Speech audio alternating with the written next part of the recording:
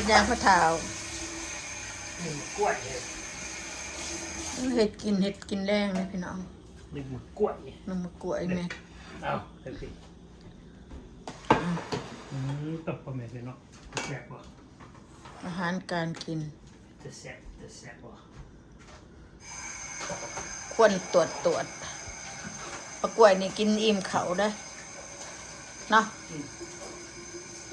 ว่ามันคือว่ากล้วยนั่นนะกินอิ่มเขาอิ่มมันกล้วยมันจะคือกล้วยอหยังน่ะแหน่เนาะท่านเนาะหมดพอไปตัวมันคงพอว่ามันบ่แจง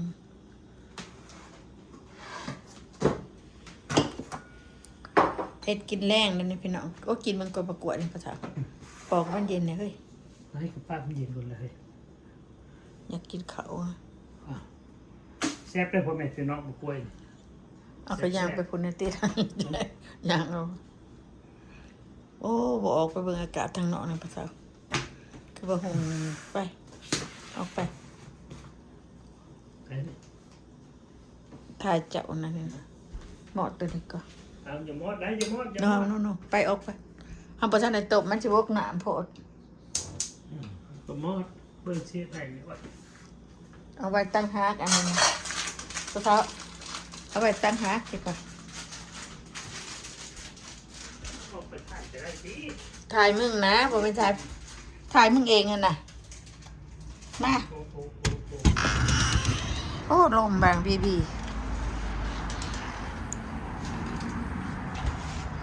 สปริงบาร์บีคิวกินดีดอกแดดดีขนาดพี่น้องมันนี่อากาศแดดโอ้รถกระเด็นบึนเนี่ยจะมาแต่งงานพักหยากับบ่มียังออกบ่นี่ไม่จะพักกระเทียมบ่ออกพักบัวบ่ออกอากาศดีขนาดพี่น้องนะว่าแช่งตะเวนก็ได้เล่นบือว่าอยู่สิได้ลงสวนนั่นล่ะพี่น้องเอ้ยอากาศก็บ่เย็นบ่ร้อนได้ทั้งพอดีบ่หนาวแล้วก็บ่ร้อนสิได้กู้อันนั้นกลางไม้นี่ออกก็แล้วนี่สิเฮ็ดชวนพักใช่สิเอาออกไปบนไม้เลยสิไม้นี่ก็สิครีนทิศนี่สิครีนเบิดอันนี้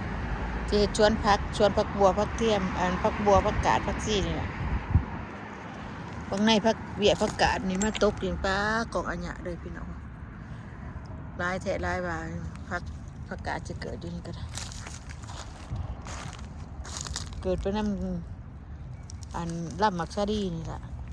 มันจะเกิดไปใช้ละเกิดน้ำรับมักซาดีนี่ล่ะ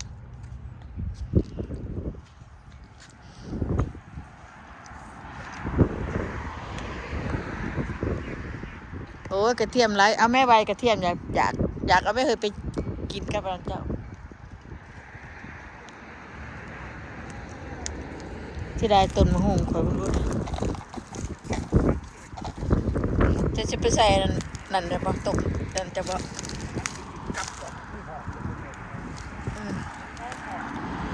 มันอ่อนจะเอาไปขันสมแสบอยู่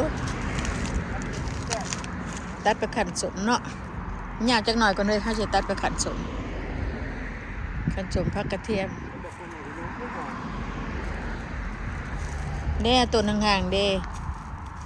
ต้นมันห่างมันจักยาวมาเก็บผักไปกินกับต้มมีไปกินกับต้มมาก่อน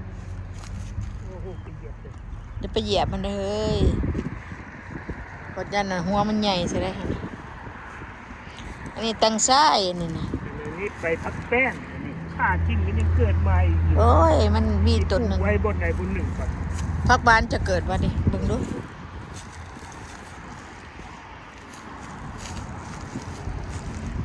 เกิดบ่ซะบ่ทันเกิดว่าแต่จริงหญ้าโป่งนี่มันเกิดได้บ่แม่นว่าหญ้าโป่งนี่มันเกิดได้พักบ้านนี่อันนี้หัวเด้อเขาขุดทิ้งนำก็บ่จักทั้งนอกอันกระเทียมเบิ่งเด้อหันบิดาปตัดหญ้าข่อยบงเด้อห่าเป็นบ่เฒ่าต้นห่างๆข่อยบงทั้งนั้นได้หั่นน่ะข่อยเอาอันในมันมาปลูกเอาในมาปลูก โอ้ บ่เห็นบ่ก็ปลูกห่างๆนั่นน่ะก็ปลูกมันห่างเห็นบ่ มันเมื่อไปปลูกก็เกิดเลยพ่อแม่พี่น้องนี่เป็นอะไรเรื่องขน้อยนี่ขาทิ่มก็ยังเกิด อันนี้นะเท่าเฮ้ย เฮ้ย เอาว่าเขาอยากเอาอันนี้ลงนะเอาบอกแอปเปิลมาใส่ ไปปลูกนู่นขึ้น บ่แล้วมันตายเลยเฮ้ยเนาะ บวชมาปลูกขึ้นเป็นจะปลูกเนื้อบ่ให้ปลูกใส่ตัวนั้น ตัดยอดมันใหม่เอาอันใหม่อันนั้นของอันข้อคมพอเจ้ามาดีบยอดมันในดง ตัวนี้งามเลยยอดใหญ่ ข่อยบงนะข่อยบงนะภาษาข่อยบงแต่ว่าบัดเก็บแต่ข่อยบ่ได้เก็บมันก็ต้นใหญ่แล้วเอาไว้เอ็ดพื้นเนี่ยนั่นก็บ่ได้เก็บมันนะเพราะว่า ตัวนี้เบี้ยดอกไม้เลย ตัดหญ้าแล้วตัดหญ้าแล้วเจ้าตัดไปเลยข่อยบ่เห็นต้นมันข่อยก็บ่ได้เก็บเลย แดงออกมาโอ้ยดูแนวกินตัวนี้มันเป็นตับยาง อันนี้สิปลูกผักอีตู้คือเก่าคนแล้วอันนี้นะผักขะแยงบ่ปลูกติปลูกอยู่วะ ต้นไม้อันที่ไหน เดี๋ยวเป็ด มันต้นซื่อๆบ่ให้มันคดมันซื่อขึ้นเป็นหน่วยใหญ่เด้อพ่อแม่พี่น้อง ตอนมันแน่บ่ให้มันนั่นสูงนะตอนต้นมัน กาดอยู่นอกโอ้ยดีหลายดี กาดดีแล้วจะไปออกประเด็นใส่ ยามนี้มาข่าวเล็กน้อยยามอ่อนมานี่ดำผมมักนุ่งเสื้อตัดหญ้ากับเบ็ด เดี๋ยวเพิ่นสิดำให้เบิ่ง นุ่งเสื้อ เพิ่นมักดำปิปิเอาฝากไปใช่ล่ะไปคุณนี่ ต้นผักเป็นพี่น้องต้นดอก บ่เอาดอกตัวนี้เบิ่งละเทื่อละ แต่ว่ายันมันหนาวมาอีกยังตายอีกเนี่ยนะ บ่ผิดทุก นี่เท่ามันจะโคตรโตดูดิ อันนี้ปลูกแท่นนั้น แดงมันซื่อๆขึ้นเอาเด็กมามัดใส่ก่อน ตัวนั้นบ่ได้ป้องว่ะ เนี่ย ตัวนี้ได้สิได้ ตัวนี้เป็นป่งเลย ตัวนั้นบ่ทันป้องมันตายบ่ โอ้โหป่งที่กันเลยเห็นบอก พี่หนามันเป็นหน่วยแล้วนี่เป็นดอก ให แล้ว ญ่ นี่ เด้อพ่อแม่พี่น้องเด้อหน่วยใหญ่ใหญ่ เป็นโปรหวานหวาน ตัวนี้มี ตายบ่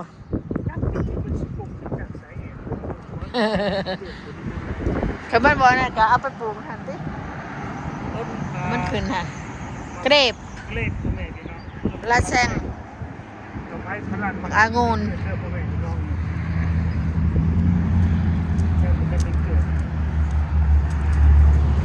แต่พอตัดถิ่มน่ะล่ำมันหั่นน่ะมันตาย บางอย่างนะเพราะว่าให้มันเกิดขึ้นแล้วมันเป็นไง รถบึนบัน ทำบนเกิดผมแม่อันนี้มักนะโอ้เป็นหมากเป็นดอกมัน บักพีช ดอกมันได้หนู ดอก เป็นหลายปี ปีนี้มันท่วมเด้ อืม ปีกายมันเยือนมันมี4-5หน่ว เสี ย ยวข้ามหมึกทั่วออกไปพุ่นก่อน เอาออกเบิดนี่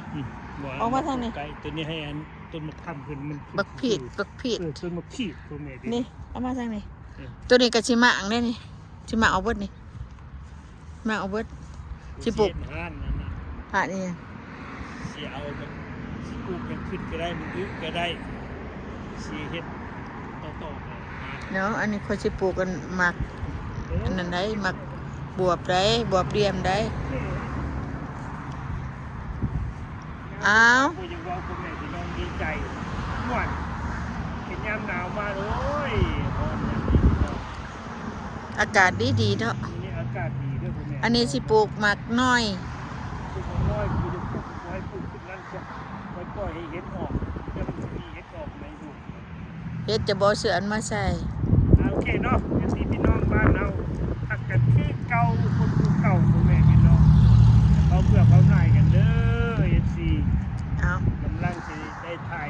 วัวถ่ายสวนในพ่อแม่พี่น้องเบิ่ง กำลังสิลงสวนซั่นดิ โอเคบ๊ายบาย บายพี่น้อง